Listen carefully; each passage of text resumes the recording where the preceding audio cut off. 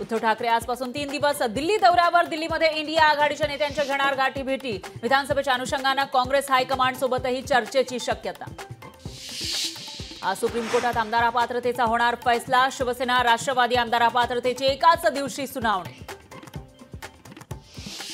बांगलादेशात अराजकता। पंतप्रधान पदाचा राजीनामा देऊन शेख हसीनांचा भारतात आश्रय। आंदोलकांकडून पीएम आवाससह भारतीय सांस्कृतिक केंद्राची ही नासधूस। अरविंद केजरीवाल यांना दिलासा नाहीच। केजरीवालांच्या अटकेला अवैध ठरवण्यास दिल्ली हायकोर्टाचा नकार। मराठा क्रांती ठोक मोर्चाचं आज पुन्हा मुंबईत आंदोलन। देवेंद्र फडणवीस यांच्यासह शरद पवारांच्या निवासस्थानाबाहेर करणार आंदोलन। महायुतीच्या समन्वय समितीची आज पहिली बैठक। मंत्री उदय सामंत यांच्या बंगल्यावर होणार बैठक। उजनीतील विसर्गामुळे चंद्रभागेला मोठा पूर। पंढरपूरमध्ये पूरसदृश्य स्थिती। नदीकाठच्या गावांना सतर्कतेचा इशारा। ऑलिम्पिकमध्ये नवा अध्याय लिहिण्यासाठी भारतीय हॉकी टीम सज्ज। उपांत्य फेरीत आज जर्मनीशी होणार सामना।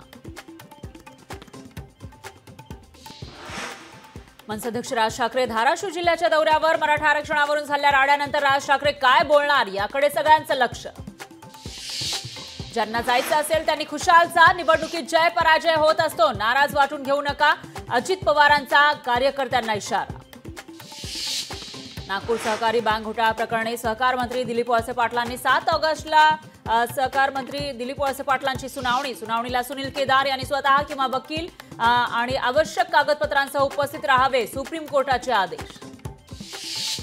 राज्यात पावसाचा जोर ओसरला। पुढील 4 दिवस राज्याच्या बहुतांश भागात पावसाचा जोर कमी राहणार। पुणे महानगरपालिकेकडून शहरात खड्डे बुजवण्याचा सपाटा। गेल्या 48 तासात पालिकेकडून शहरातील 800 पेक्षा जास्त खड्डे बुजवले। मध्य रेल्वेची वाहतूक विस्कळीत। लोकल वाहतूक तब्बल अर्धा तास उशिराने।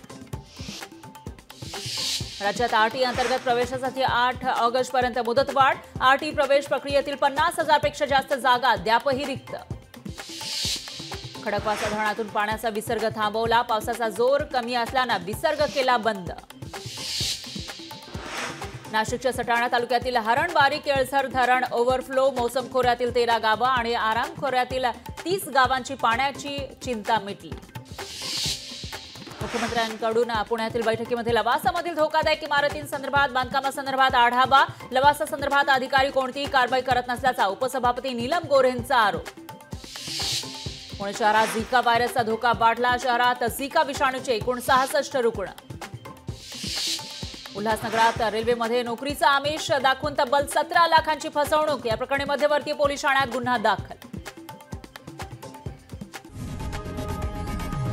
लोकशाही मराठी ऐका, पहा, जागरूक रहा।